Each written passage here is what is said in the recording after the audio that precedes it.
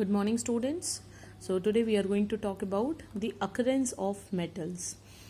Metal nature में किस तरीके से एग्जिस्ट करते हैं? In nature metal exist basically in two forms. One is native state. Native state को फ्री स्टेट भी कहा जा सकता है. And another one is combined state. ठीक है, native state and combined state. Then जो आपके मेटल्स हैं वो किस तरीके से एग्जिस्ट करेंगे, नेटिव में एग्जिस्ट करेंगे या कंबाइंड स्टेट में एग्जिस्ट करेंगे, ये डिपेंड करता है कि उन मेटल्स की रिएक्टिविटी क्या है. अगर मेटल नोबल मेटल्स हैं, नोबल मेटल कौन से थे हमारे? गोल्ड और प्लैटिनम, जो ज़्यादातर रिएक्ट नहीं करते हैं. तो क्योंकि वो रिएक्ट ही नहीं करते इसलिए वो आपको किस तरह से मिलेंगे? फ्री स्टेट में मिलेंगे. ठीक है. और जो आपके रिएक्टिव मेटल्स होते हैं वो आपको कंबाइंड स्टेट में मिलेंगे. अब कंबाइंड स्टेट का क्या मतलब है कि मतलब वो एटमॉस्फेरिक गैसेस के साथ रिएक्ट करके जो है अलग अलग तरह के कंपाउंड्स बना सकते हैं, जैसे chlorides, sulphates, sulphides, oxides, carbonates etcetera.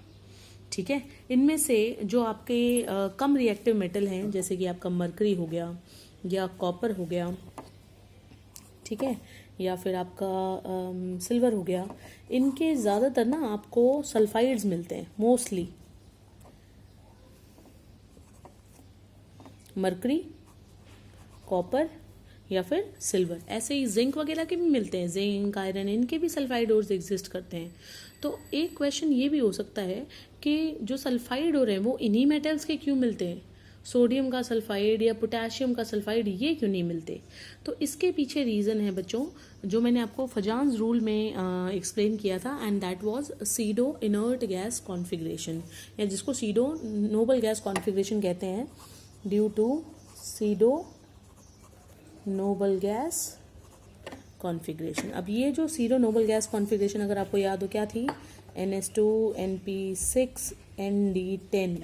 अगर ये है किसी भी आयन के अंदर इनमें से, तो वो जो है उसमें कोवेलेंट करेक्टर आएगा और वो इसलिए ही सल्फाइड या सल्फर के साथ अच्छे से बॉन्डिंग बना पाएगा. ठीक है. एक हमारा रूल एसिड और बेसिस में हमने पढ़ाया था, which was HSAB rule, hard soft acid base rule. जो हार्ड एसिड्स होते हैं वो हार्ड बेसिस के साथ रिएक्ट करना प्रेफर करते हैं, जो सॉफ्ट एसिड्स होते हैं वो सॉफ्ट बेसिस के साथ रिएक्ट करना प्रेफर करते हैं. कुछ ऐसा ही प्रिंसिपल जो है वो यहाँ पर भी एप्लीकेबल है कि जिस तरह के आयंस होंगे, अगर उनके अंदर सीडो नोबल गैस कॉन्फिगरेशन आ रही है इन आयंस में, इनके आयंस में या किसी भी और मेटल के आयंस में, तो फिर वो कैसे बनाएंगे? वो ज़्यादातर सल्फाइड्स के साथ या सल्फेट्स के साथ या कार्बोनेट्स के साथ आपको कंबाइंड स्टेट में मिलेंगे और क्लोराइड और ऑक्साइड्स उनके कम मिलेंगे. ठीक है. तो अब बात करते हैं, let's talk about further things, और let's talk about basically minerals and ores. ठीक है. नेचर में जैसे हमने कहा कि मेटल्स जो हैं, ज़्यादातर मेटल क्योंकि रिएक्टिव हैं तो वो कंबाइंड स्टेट में मिलते हैं, और कंबाइंड स्टेट में जब वो नेचुरली जो हमें एग्जिस्ट करे हुए मिलते हैं, यानी अर्थ क्रस्ट में वो जो हमें मिलते हैं, उन्हें कहा जाता है minerals. Let us define minerals. What are minerals? The naturally occurring substances found in earth crust. Okay. Earth crust में मिलने वाले naturally occurring substances in which metal is present in the combined state are called as minerals. जैसे कि Ruby, GeM stone है वैसे तो, ठीक है, या फिर आपका ये हो गया एमरल्ड हो गया, या फिर आपका सफायर हो गया. ये नाम तो आपने शायद सुने ही होंगे. ठीक है. हीरा, पन्ना, ये सारी जो चीज़ें होती है. रूबी जो होती है ब्लू कलर का होता है, एमरल्ड ग्रीन होता है आपका, जो सफ़ायर है वो जो है रूबी रेड होती है, ब्लू भी होती है. सफ़ायर आपको जनरली ब्लू कलर का होता है. तो इस तरीके से जो है ये अलग अलग आपके बेसिकली ये जो मेंशन है, ये सब क्या है? ये कुछ खास तरह के मिनरल्स हैं. ऐसे मिनरल्स जिनके अंदर इम्प्योरिटीज प्रेजेंट होती हैं. किसी के अंदर आयरन होता है, किसी के अंदर मैग्नीज होता है, किसी के अंदर कॉपर, कोबाल्ट, किसी के अंदर निकल, जिसकी वजह से में अलग अलग कलर्स प्रेजेंट होते हैं. ठीक है. और मेनली जो ये है, ये क्या है? सारे के सारे आपके सिलिकेट्स हैं. Silicates are those compounds which are having general formula SiO4 4 negative. ठीक है. ये इस तरह के अगर इसमें इनमें जो है बेसिकली देखने के लिए मिलते हैं, मिनरल्स होते हैं ये भी. ठीक है. अब कुछ मिनरल्स ऐसे होते हैं जिनमें से हम मेटल को बहुत आराम से, आसानी से और बहुत ही प्रॉफिटेबली, यानी ज़्यादा पैसा खर्च किए उनमें से मेटल को एक्सट्रैक्ट कर सकते हैं, बाहर निकाल सकते हैं. ऐसे मिनरल्स को कहा जाता है ओर्स. तो let us define ores now. Those minerals from which metal can be extracted easily and profitably are called as ores. ठीक है, अब एक चीज़ और, जितने भी तरह के ओर्स होंगे बच्चों वो सारे के सारे मिनरल्स हैं, लेकिन सारे के सारे मिनरल्स जो हैं वो ओर्स नहीं होते। अगर हम चाहें कि हम रूबी में से या एमराल्ड में से या सफ़ायर में से उनका मेटल बाहर निकाल दें, क्रोमियम अगर थोड़ा बहुत होगा तो ट्रेस में होगा, उसको निकालने का फ़ायदा ही क्या है। इसकी बजाय तो रूबी अपने आप में ही बहुत महंगा है, कॉस्टली है, ठीक है, या फिर एमराल्ड अपने आप में बड़ा कॉस्टली है, उससे मेटल निकालना क्योंकि फ़ायदेमंद नहीं है, इसलिए उसको हम मिनरल ही कहेंगे, उसको ओर नहीं कहेंगे। ठीक है, बात समझ में आ गई। फिर से सुन ले एक बार कि नेचुरली अकरिंग सब्सटेंसेस जो नेचर में या अर्थ क्रस्ट में मिलते हैं और जो जिनके अंदर मेटल कंबाइंड स्टेट में एग्जिस्ट करता है उन्हें कहते हैं मिनरल्स। अच्छा, मैंने यहाँ स्पेसिफिक किया था अर्थ क्रस्ट, लेकिन ऐसा कोई ज़रूरी नहीं है, सी वाटर में, ओशन वाटर में भी मिल सकते हैं, ठीक है, सी बेड्स में भी मिल सकते हैं। और ऐसे मिनरल जिनसे मेटल को आसानी से और प्रॉफिटेबली बाहर निकाला जा सकता है उन्हें कहते हैं ओर्स। अब यहाँ मैंने एक स्टेटमेंट दी है, ऑल ओर्स आर मिनरल्स, सारे के सारे ओर्स क्या हैं, मिनरल्स हैं, but all minerals are not ores, लेकिन सारे जो मिनरल्स हैं वो ओर्स नहीं हैं। इस बात का सबने ध्यान रखना है, ठीक है, क्योंकि इस तरह की स्टेटमेंट आ सकती है कि 3 या 4 स्टेटमेंट दी हुई हो विच इज़ नॉट करेक्ट, तो you have to keep this thing in mind. Now let me tell you कि अब यहाँ से जो मेनली क्वेश्चन आता है अकरेंस ऑफ मेटल से, वो आता है related to the type of ore. ठीक है, तो अब मैं ओर्स के आपको वेरियस टाइप्स बताने वाली हूँ, जिसमें सबसे पहले शुरुआत मैंने की है ऑक्साइड से। ऑक्साइड ओर्स, बहुत सारे ओर्स हैं, ठीक है, और ये इनके कॉमन नेम्स हैं जो मेंशन किए गए हैं विद देयर फॉर्मूला, सो आपको ये सारी चीज़ें नोट करनी है। क्यूपराइट, क्यूपराइट जो है वो है, ऑक्साइड तो है ही है ना, सब में ऑक्सीजन तो प्रेजेंट होगा ही, बाकी मेटल कौन सा है वो देखते जाएंगे। कॉपर प्रेजेंट है, Cu2O, और ये रेड कलर का होता है।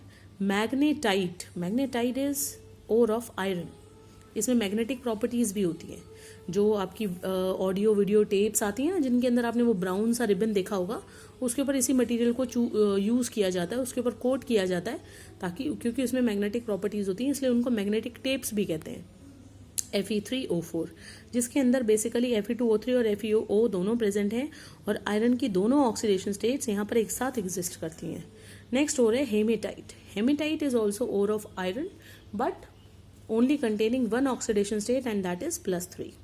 इसके बाद है chromite ore. Chromite ore is FeO.Cr2O3। अब यहाँ ये जो ओर है इसके अंदर से हम आयरन को बाहर नहीं निकालते, बल्कि इससे क्रोमियम का इसको ओर कहा जाता है, इसमें से क्रोमियम जो है वो बाहर निकाला जाता है, उसको सेपरेट आउट किया जाता है, ठीक है। देन क्रोमाइट के बाद नेक्स्ट वन है pyrolusite ore, which is manganese dioxide, MnO2, ठीक है, very important ore of manganese, pyrolusite. Then tin stone, tin stone जिसको कैसेटराइट भी कहा जाता है, it is SnO2, tin dioxide, SnO2, ठीक है बेटा। और इसके बाद एक और बहुत इंपॉर्टेंट ओर मैं आज आपको बताने वाली हूँ, और वो है बॉक्साइट ओर। बॉक्साइट जो है मेनली एल्यूमिनियम का ओर होता है, और ये 2 तरीके से नेचर में एग्जिस्ट करता है, एक रेड बॉक्साइट बोलते हैं और एक वाइट। इनका जो रेड कलर है बॉक्साइट ओर का, वो इम्प्योरिटी की वजह से है, जो इम्प्योरिटी है आयरन की, Fe2O3, इसकी वजह से ये रेड है। लेकिन वाइट में ये नहीं प्रेजेंट होता, बल्कि SiO2 सिलिका प्रेजेंट होती है, और इसी वजह से इसका कलर पहले वाले की तरह रेडिश नहीं होता। तो 2 तरह के बॉक्साइट ओर हो गए आपके, रेड एंड वाइट। तो ये सारे कॉमन नेम्स हैं जो आपको याद रखने हैं ऑक्साइड के। दूसरे तरीके से भी क्वेश्चन आ सकता है, वो भी मैं आपको बताऊंगी कैसे, ठीक है। अब बात करते हैं कुछ और ओर्स की ऑक्साइड के बाद। Let us now talk about sulphide ores. Sulphide ores यानी जिनके अंदर प्रेजेंट होगा S2 नेगेटिव, ठीक है, सल्फाइड ओर इसको कहा जाता है। अब कौन कौन से हैं, सबसे पहले है कॉपर पायराइड, जिसमें कॉपर आयरन दोनों एक साथ प्रेजेंट होते हैं, और यही एक प्रॉब्लम भी हो जाती है यहाँ पर कॉपर को एक्सट्रैक्ट करने में। जब हम आगे इसी में डिटेल में पढ़ेंगे तो मैं आपको ये प्रॉब्लम भी डिस्कस करूंगी, ठीक है। CuFeS2, बेसिकली हम इसको ऐसे भी लिख सकते हैं CuS एंड FeS, ठीक है। Now next one zinc blende. Zinc blende जिसको पिच ब्लेंडे भी कहा जाता है, पिच ब्लेंडे, ठीक है, is ZnS। Next is galena. Galena is PbS, lead का सल्फाइड है। सिनाबार मरकरी का सल्फाइड है। आप देखो zinc, lead, copper, iron, mercury, ये सारे जो हैं ये किस तरीके से मिल रहे हैं आपको सल्फाइड की तरह, जिसका रीज़न मैं आपको ऑलरेडी बता चुकी हूँ, because they have pseudo noble gas या सीडो इनर्ट गैस कॉन्फिगरेशन। ठीक है। अच्छा, कॉपर पायराइड का एक नाम और है बच्चों, that is chalcopyrite. It is also known as chalcopyrite. आगे चलते हैं, सिनाबार के बाद आयरन पायराइट, जिसको FeS2 है जिसका फॉर्मुलेशन, और इसे कहा जाता है fool's gold. It is also known as fool's gold because of its colour and lustre. वो देखने में, कलर में बिल्कुल गोल्ड के जैसा, सोने के जैसा लगता है, बट एक्चुअल में नहीं है, बल्कि वो क्या है, आयरन है, इसलिए इसको फूल्स गोल्ड भी कहा जाता है। Then molybdenite, that is ore of molybdenum, sulphide ore of molybdenum. आगे चलते हैं, next is carbonate ores. Carbonate ores कौन कौन से, जिसमें सबसे पहले है मैग्नेसाइट, ये S लिखा है तो थोड़ा ध्यान से देख लें एक बार। मैग्नेसाइट, मैग्नेसाइट मैग्नीशियम का ओर है, कार्बोनेट है MgCO3। डोलोमाइट, जिसमें आपका कैल्शियम कार्बोनेट और मैग्नीशियम कार्बोनेट दोनों एक साथ प्रेजेंट है। Calamine, calamine is zinc carbonate ZnCO3। Malachite, that is जो ग्रीन लेयर जो आप पढ़ोगे थोड़े दिनों में, मैं आपको बताऊंगी कि जो कॉपर के बर्तन में या कॉपर के जब आप कोई चूड़ी या कड़ा या कुछ ऐसा वेयर करते हो तो गर्मियों में खासकर आप देखते हो ग्रीन सी लाइन बन जाती है। ठीक है, वो जो ग्रीन सी लाइन है बेसिकली वो आपका मेलाचाइट ही है। कॉपर कार्बोनेट और कॉपर हाइड्रोक्साइड इसके अंदर प्रेजेंट होते हैं, ग्रीन से कलर का होता है ये। Siderite, siderite is FeCO3 iron carbonate. Limestone, limestone is calcium carbonate, ये तो आपने ऑलरेडी पढ़ा ही है। तो ये ओर्स हो गए आपके कार्बोनेट के। ठीक है, अब इसके बाद नेक्स्ट है हेलाइड्स। हेलाइड में सबसे पहले नाम आ गया कार्नालाइट। कार्नालाइट क्या होता है, KCl और MgCl2 का जो है दोनों का एक डबल सॉल्ट की तरह से आप मान सकते हो, मिक्सचर होता है एक। ठीक है, fluorspar, fluorspar is calcium fluoride CaF2। Horn silver, silver का क्लोराइड है AgCl, सिल्वर का ओर भी है ये। रॉक सॉल्ट, रॉक सॉल्ट तो आप जानते ही हैं, सोडियम क्लोराइड। ठीक है, तो ये जो कार्नालाइट हो गया या ये जो रॉक सॉल्ट हो गया, फ्लोरोस्पार हो गया, ये मोस्टली जो है आपको सी वाटर में मिलते हैं। और वहीं आपका जो हॉर्न सिल्वर है that is found in the earth crust only. एक और बहुत इंपॉर्टेंट हेलाइड हो रहा है जो मैंने बिल्कुल अलग से मेंशन किया हुआ है, क्रायोलाइट। ठीक है, तो जो क्रायोलाइट है वो बेसिकली होता है 3NaF.AlF3। ओके, ये जो ओर है ये ओर आपका एल्यूमिनियम का नहीं है बल्कि सोडियम का माना जाता है, और इसको कंबाइंड फॉर्म में ऐसे भी लिखा हुआ मिल सकता है, ये Na3Al और फिर टोटल मिला के F काउंट करोगे तो 6F हो गए, Na3AlF6। इसका क्या यूज़ है, कहाँ यूज़ होगा, ये मैं आपको आगे आने वाले वीडियोज़ में, लेक्चर्स में बताऊंगी। ठीक है, तो ये थे आपके कुछ important halide ores. And last now the some of the important sulphate ore. Sulphate ore, अच्छा मैंने एक चीज़ और बता देती हूँ, कार्बोनेट तो आपको पता है वैसे CO3 2 नेगेटिव होता है। ठीक है, सबकी मैं आपको जिसकी भी ऑक्सीडेशन स्टेट निकाल के देखनी हो आप देख सकते हो। हेलाइड आयंस कौन से होते हैं, क्लोराइड, ब्रोमाइड, आयोडाइड, फ्लोराइड, ये वाले सबको हेलाइड आयन कहते हैं। ठीक है ना, तो इसमें मेनली जो प्रेजेंट है वो क्लोराइड और फ्लोराइड्स है। इसके बाद सल्फेट, सल्फेट कौन सा होता है जी, SO4 2 नेगेटिव जिसके अंदर प्रेजेंट होगा। जिप्सम ऑलरेडी पता है आपको, CaSO4.2H2O। जिप्सम जैसा ही एक और भी था POP, ये CaSO4.1/2H2O। ठीक है ना। एप्सम सॉल्ट, एप्सम सॉल्ट होता है MgSO4.7H2O। बेरीड्स, बेरीड्स जो है वो बेरियम का सल्फेट है BaSO4। और anglesite is sulphate of lead PbSO4। तो ये जो है, वैसे तो आपको ऐसा लग रहा होगा कि इतने सारे कैसे नाम याद होंगे बेटा, लेकिन ऐसा नहीं है, कोशिश करोगे, मेहनत करोगे तो याद हो भी जाएगा। ठीक है, you have to learn all these common names, also their chemical formulas. क्यों है ऐसा, क्योंकि क्वेश्चन अलग फॉर्म में भी आ सकता है, जैसे ऐसे भी क्वेश्चन आ सकता है कि इनमें से कौन सा जो ओर है is not of like copper. ठीक है, कौन सा कॉपर का ओर नहीं है, जैसे नाम लिखा हुआ गया चैल्कोपायराइट,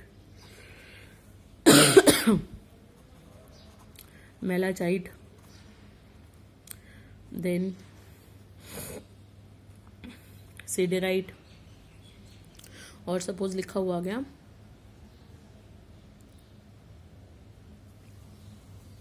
एक नाम और आ गया ऐसे। ठीक है, तो इन तीनों में से या इन चारों में से चलिए एक लिख लेते हैं, क्यूपराइट। ठीक है, ये 4 ओर लिखे हुए हैं, इनमें से कौन सा जो ओर है वो आपका कॉपर का ओर नहीं है। तो चैल्कोपाइराइट, अगर आपको इसका फॉर्मूला ही नहीं पता होगा तो आप कैसे बताओगे। ये था CuFeS2, मेलाचाइट था CuCO3.CuOH ट्वाइस, क्यूपराइट था CuO, और जो सिडेराइट था बच्चों वो था FeCO3, आयरन कार्बोनेट। तो यही सिडेराइट ही है जो कि कॉपर का ओर नहीं है। ठीक है, ऐसे भी पूछ सकते हैं कि इनमें से जो कौन सा है जो सल्फाइड है। तो ये जो पायराइड लिखा हुआ है ना, ये आपका सल्फाइड है, CuFeS2 था ये। ठीक है, इनमें से जो कौन से हैं वो कार्बोनेट है, तो मेलाचाइट भी कार्बोनेट है, CuCO3 है उसमें, ये दोनों कार्बोनेट हैं। तो इसमें आंसर आ जाएगा आपका सेकेंड एंड थर्ड बोथ। ठीक है, क्यूपराइट कौन सा था, ऑक्साइड था, CuO था। तो इनके केमिकल फॉर्मूलाज भी आपको लर्न होने चाहिए विद देयर नेम। तो एक क्वेश्चन तो आप ये मान के चलो NTSC में बेटा ये क्वेश्चन आता ही आता है। You have to prepare the name of various ores. Now let us move on and talk about कि जैसे हम कह रहे थे कि ओर्स में से मेटल को एक्सट्रैक्ट करना बहुत ईजी है। तो कैसे होता है ये process. The process is known as metallurgy. What is metallurgy? It is actually series of steps, बहुत सारे स्टेप्स होते हैं इसके अंदर। ठीक है, by which metal can be extracted from its ore. Ore में से मेटल को एक्सट्रैक्ट करने के लिए जिन स्टेप्स को हम फॉलो करते हैं, जिन सीरीज ऑफ स्टेप्स को फॉलो करते हैं, उसको कहते हैं मेटलर्जी। सीरीज ऑफ स्टेप की बजाय आप प्रोसेस भी लिख सकते हो, process by which metal can be extracted from its ore, ठीक है, are called as, is known as metallurgy. तो मेटलर्जी के कौन कौन से स्टेप्स हैं? सबसे पहले होता है क्रशिंग ऑफ ओर। ओर के बड़े बड़े जो पार्टिकल्स जो ज़मीन से जो निकाला जाते हैं, उनके बड़े बड़े लम्प्स होते हैं, बहुत बड़े बड़े पत्थर जैसे होते हैं वो, तो उनको छोटा किया जाता है, तोड़ा जाता है उनको, पहाड़ों को तोड़ के, चीज़ों को या ज़मीन को खोद करके वहाँ से पत्थर निकाले जाते हैं और फिर उनको तोड़ा जाता है। ये जो है generally on the same side जहाँ से ओर निकाला जाता है वहीं पे कर दिया जाता है। क्रशिंग के बाद किया जाता है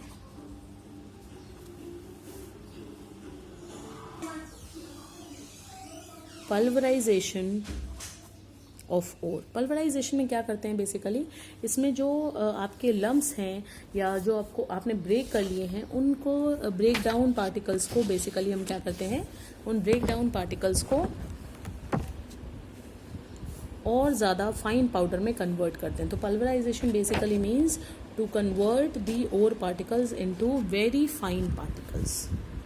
कन्वर्जन या breaking down into very fine particles। ठीक है, इसके बाद नेक्स्ट जो स्टेप है पल्वराइजेशन के बाद, this is important step everyone, concentration. Concentration का मतलब होता है रिमूविंग अर्दी इम्प्योरिटीज। ठीक है, अर्दी इम्प्योरिटीज को गैंग कहा जाता है, GANGUE। तो अर्दी इम्प्योरिटीज़ को, धूल मिट्टी पत्थर वगैरह को रिमूव करना कंसंट्रेशन कहलाता है। कंसंट्रेशन करने के भी बहुत सारे मेथड्स हैं, बहुत सारे तरीके हैं। So we are going to discuss in detail concentration methods also. Concentration के बाद the next step is conversion into oxide. कोई भी हमने देखा बहुत सारे ओर्स ऐसे हैं जो ऑक्साइड्स की फॉर्म में एग्जिस्ट नहीं करते, बल्कि सल्फाइड में या कार्बोनेट में या सल्फेट की फॉर्म में एग्जिस्ट करते हैं, क्लोराइड की फॉर्म में एग्जिस्ट करते हैं। तो खैर ये जो आपके ऑक्साइड्स हैं इनमें इनको कन्वर्ट करना पड़ता है। इसका रीज़न ये है कि जो ऑक्साइड है वहाँ से मेटल को ऑब्टेन करना फिर ईजी है as comparative to their sulphides और सल्फेट्स। ठीक है, इसीलिए जब आपने इम्प्योरिटीज़ को रिमूव कर लिया, कंसंट्रेट कर लिया, तो फिर उसके बाद उन और को ऑक्साइड में कन्वर्ट किया जाता है। ऑक्साइड में कन्वर्ट करने के लिए भी 2 अलग अलग मेथड्स हैं, हम दोनों मेथड्स को डिटेल में डिस्कस करेंगे। कन्वर्जन इनटू ऑक्साइड के बाद, यानी ऑक्साइड आपका बन गया है, तो अब हम करते हैं reduction of oxide to obtain metal. ठीक है, अब रिडक्शन ऑक्साइड बन गया है, जैसे अगर आपका सपोज MO बन गया है, अब यहाँ से अगर O को हटा दिया, ऑक्सीजन को रिमूव कर दिया, तो उसको तो रिडक्शन ही कहेंगे ना। तो reduction to obtain metal, metal को ऑब्टेन करने के लिए क्या करते हैं, रिडक्शन करते हैं। बच्चों रिडक्शन करने के भी अलग अलग तरीके हैं। We can do reduction by heating also, we can do reduction by passing electricity also. ठीक है, तो दोनों मेथड्स को डिस्कस करेंगे, अलग अलग एग्जाम्पल्स की हेल्प से डिस्कस करेंगे। And the last method is refining का मतलब होता है यहाँ से जो हमें मेटल मिलता है वो मेटल प्योर नहीं होता, उसमें फिर भी कुछ इम्प्योरिटीज़ रह जाती हैं। तो इस मेटल को 100% प्योरीफाई करना, method of purification of crude या कच्चा जो यहाँ से मिला, इम्प्योरिटी वाला मेटल मिला, उस मेटल को प्योरीफाई करना कहलाता है रिफाइनिंग। ठीक है, रीफाइनिंग, फिर से अच्छा बना देना, फिर से और भी बढ़िया बना देना। तो ये जो रीफाइनिंग है, इसके भी 5 या 6 मेथड्स हैं, that also have to be discussed in this particular topic. So in the next video I am going to post the methods of concentration, और उसके बाद 1 by 1 in the further videos you will find each and everything. So children, all of you are requested to prepare first of all the most important part from this topic in this video what we have discussed, and that was the different type of pores. तो I hope यहाँ तक आपको सबको समझ में आया होगा। And आप लोगों को फिर भी अगर कोई कन्फ्यूजन है, your doubts are always welcome. Thank you everyone, have a nice day.